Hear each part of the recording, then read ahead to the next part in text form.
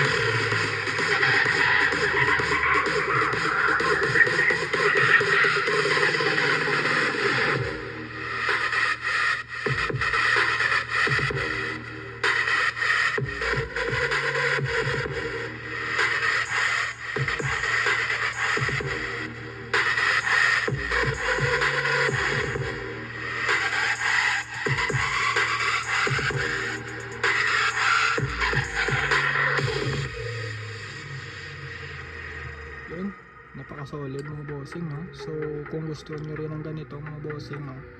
So ilalagay ko na lang dyan sa yellow basket mga bossing kung saan to mabibili mga bossing, no? Salamat.